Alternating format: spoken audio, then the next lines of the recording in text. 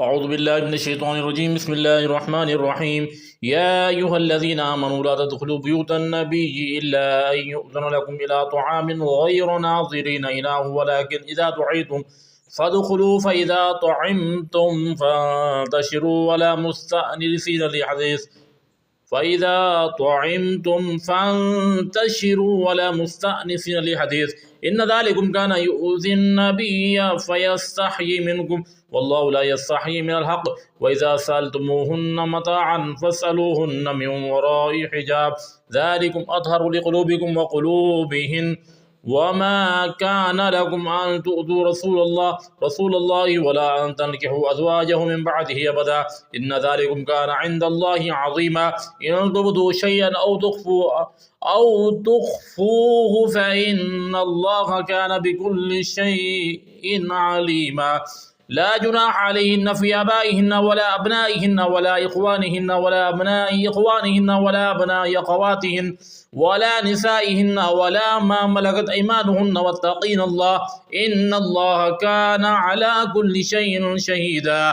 إن الله وملائكته يصلون على النبي يا أيها الذين آمنوا صلوا عليه وسلموا تسليما إن الذين يؤذون الله ورسوله لعنهم الله في الدنيا والآخرة وأعد لهم عذابا مهينا والذين يؤذون المؤمنين والمؤمنات بغير ما اكتسبوا فقد احتملوا بهتانا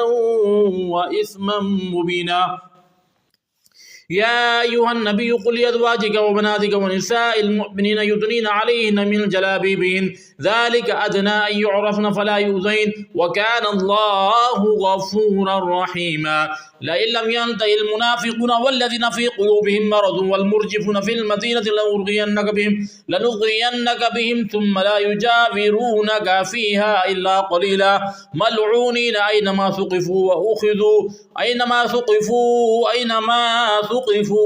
وقتلوا تقتيلا سنة الله في الذين خلوا من قبل ولن تجد لسنة الله تبديلا يسألك الناس عن الساعة قل إنما علمها عند الله وما يدريك لعل الساعة تكون قريبا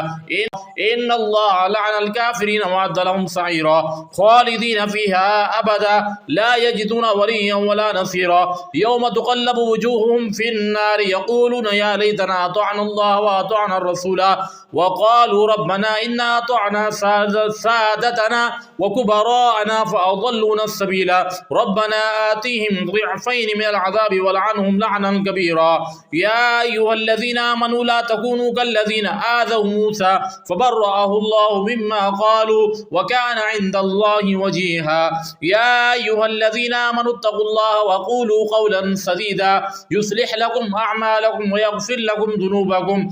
ومن يطع الله ورسوله فقد فاز فوزا عظيما إنا عرضنا الأمانة على السماوات والأرض والجبال فأبين أن يحملنها وأشفقن منها وحملها الإنسان إنه كان ظلوما جهولا ليعذب الله المنافقين والمنافقات والمشركين والمشركات ويتوب الله على المؤمنين والمؤمنات وكان الله غفورا رحيما صدق الله العظيم.